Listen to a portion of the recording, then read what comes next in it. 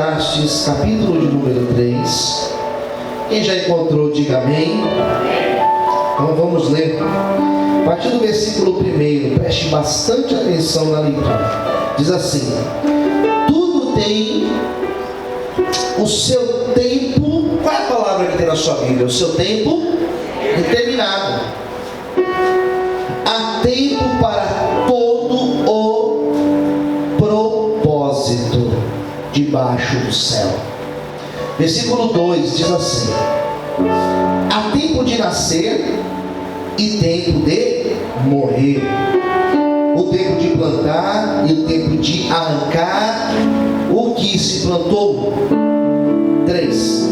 Tempo de matar e tempo de curar, o tempo de derribar e o tempo de edificar.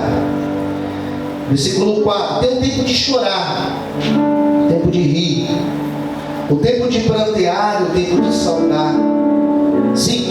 O tempo de espalhar pedras e o tempo de ajuntar as pedras. Tem o tempo de abraçar e o tempo de afastar-se de abraçar. 6. Tempo de buscar, que é difícil, hein? Tempo de buscar e tempo de perder. Tempo de guardar e o tempo de deitar fora.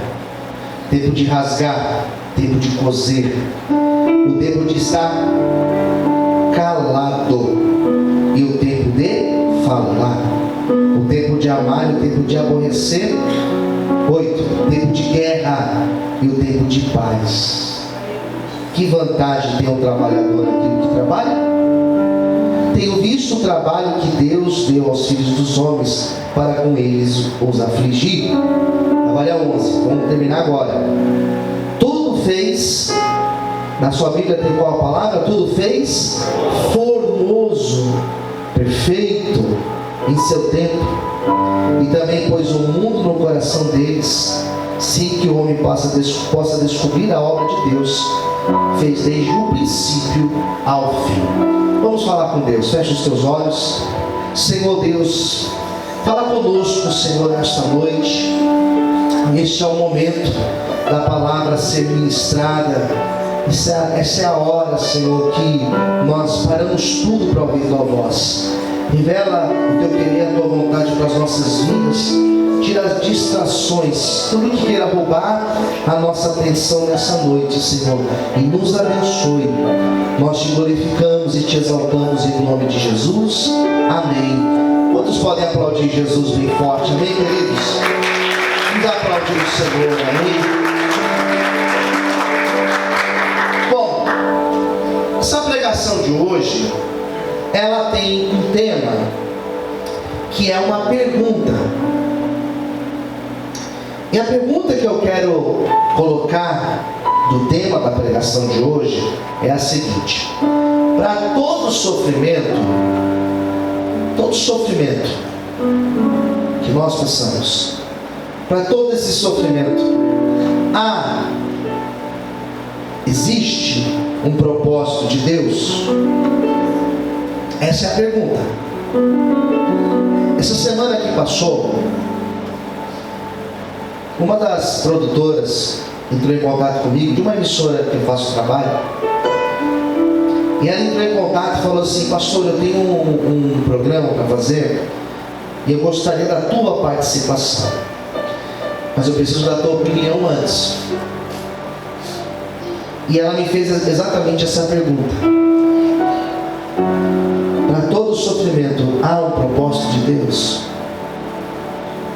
E eu falei para ela assim: existe. Tudo aquilo que nós passamos tem um propósito de Deus. E ela falou assim: mas por que o pastor acha isso? Qual que é o fundamento que o pastor vai usar para participar de um debate? Porque era uma pergunta para um debate teológico. Eu falei: existem vários textos. A gente pode falar de Jó. A história de Jó mostra, né? Eu falei para ela: a gente pode falar de José, que foi vendido, né, pelos seus irmãos, sofreu demais, depois de anos ele foi lá e viveu a promessa. São vários exemplos. Mas eu quero usar como base Eclesiastes 3. Eu disse para ela. Porque Eclesiastes 3 diz que tem um tempo para todo o propósito debaixo do céu. Ou seja, para tudo aquilo que acontece aqui, existe um propósito de Deus. E eu disse para ela, não tem por acaso. Nada acontece por acaso. Quem entendeu, diga amém. Ela falou assim, então eu posso marcar o debate? Eu falei, pode marcar, essa é a minha opinião. Daí marcou o debate para quinta-feira, foi passada, e eu participei do debate. Foi muito bom o debate, porque a gente conseguiu dialogar bastante sobre esse tema. O outro pastor, que é um pastor amigo, inteligentíssimo, colocamos os contrapontos e foi fantástico. Foi muito bom mesmo. No final das contas, eles sempre colocam a enquete, né, para que os ouvintes possam votar lá no YouTube, lá no Instagram, no Facebook, e deu uma diferença muito grande. Mais de 70% concordaram comigo que para tudo que acontece tem um propósito de Deus. E eu comecei a pensar sobre esse tema, e Deus falou muito comigo.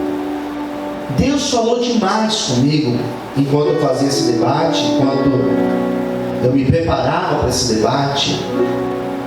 Porque sofrimento é algo que nos torna igual. Todos nós que estamos aqui, todos, os que vieram hoje cedo, no primeiro culto de hoje, você que está aqui, as pessoas que estão assistindo esse culto agora, ou que vão assistir depois, várias coisas nos tornam iguais. E uma das coisas é o sofrimento. O sofrimento nos torna iguais. Mas o sofrimento, ele é muito subjetivo. Tem pessoas aqui dentro que não tem nenhum sofrimento financeiro na vida. Não tem problema financeiro. Suas contas estão em dia. As suas coisas estão lá tranquilas, financeiramente dizendo. Então, financeiramente não tem sofrimento, mas tem um outro sofrimento na vida, uma outra angústia.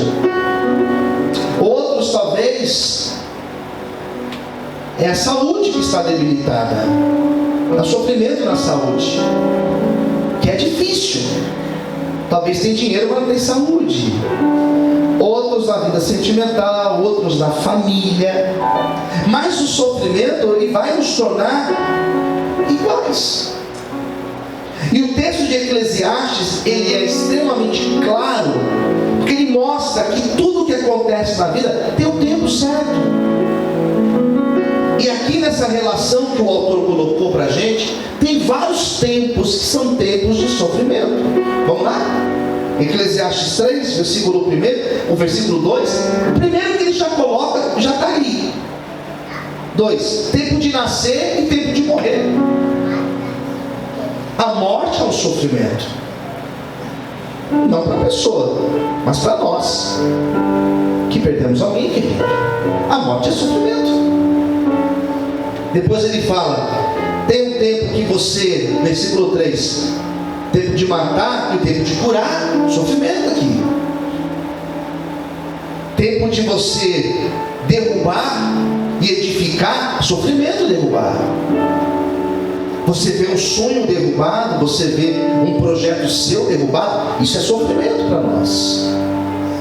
Depois ele vai dizer, você quer ver outra coisa? Versículo 4, isso aqui é bem claro, né? Olha o 4 que diz, tempo de chorar, depois você ri.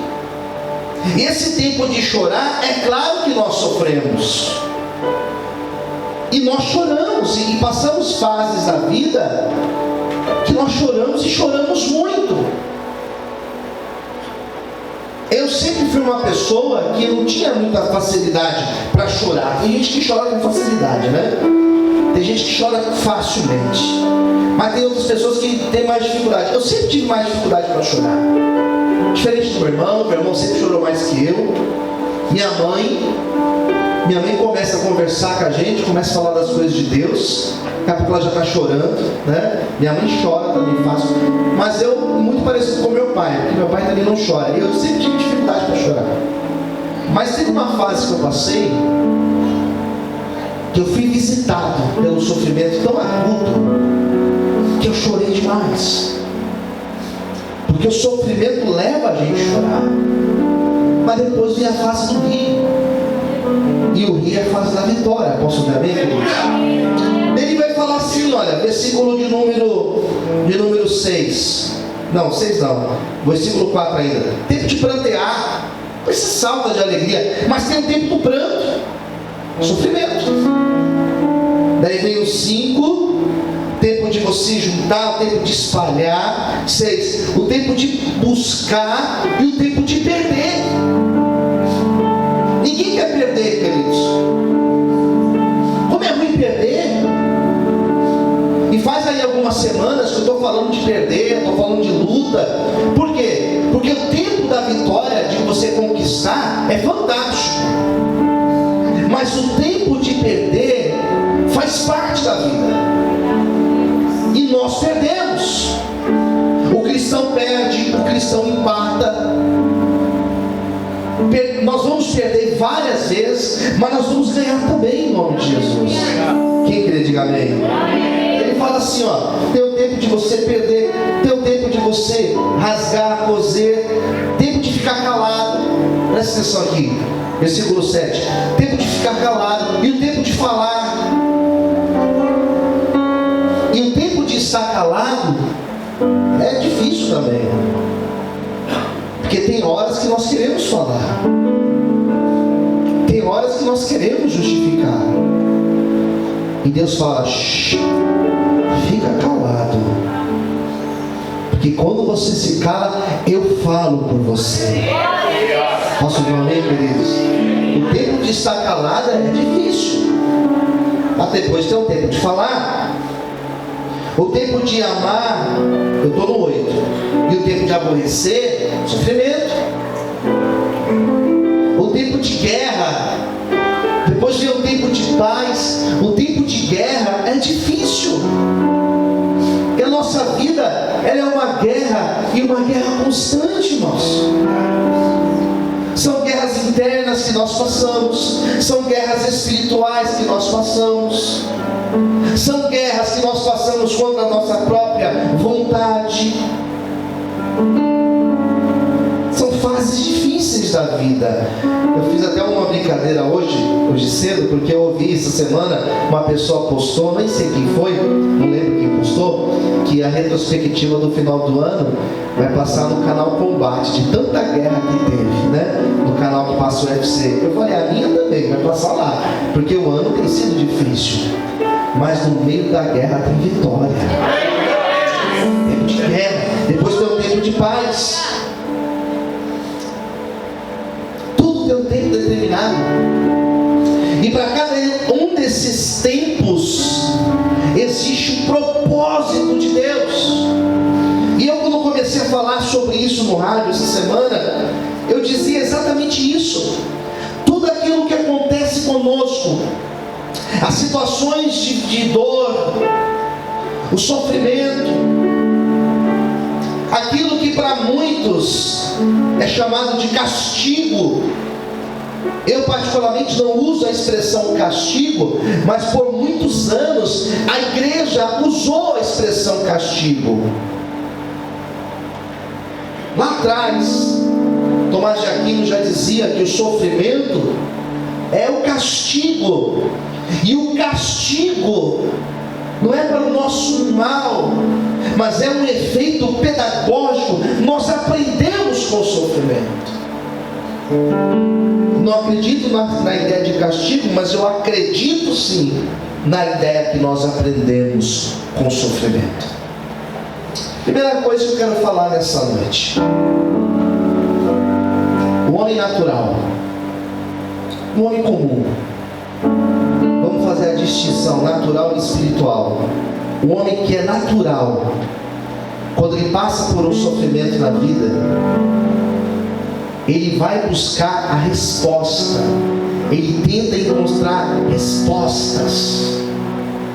O homem espiritual, ele age diferente, porque ele entende que existem sofrimentos que nós passamos que nós não entendemos o motivo, não enxergamos resposta, mas sabemos que existe um propósito de Deus. Estava lá falando com um rapaz, com outro pastor, debatendo, conversando, e chega uma hora no programa que eles colocam perguntas de ouvintes, vídeo, áudio de um ouvinte, e chegou um áudio lá, queridos, na metade do programa, de um ouvinte aqui do interior de São Paulo.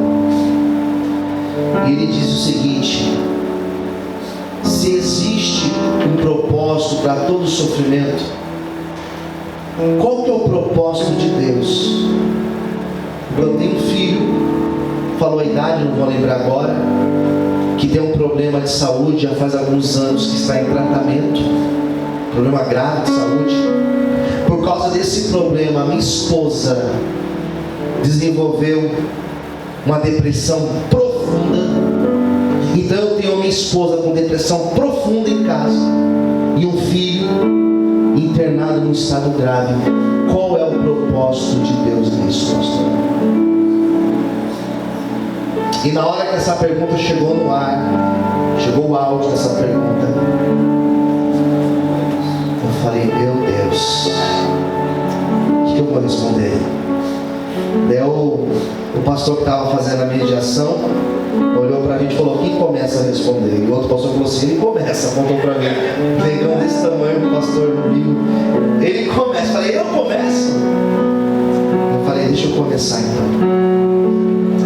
E eu comecei a falar com aquele ouvinte, dizendo: olha, João capítulo 13, versículo 7.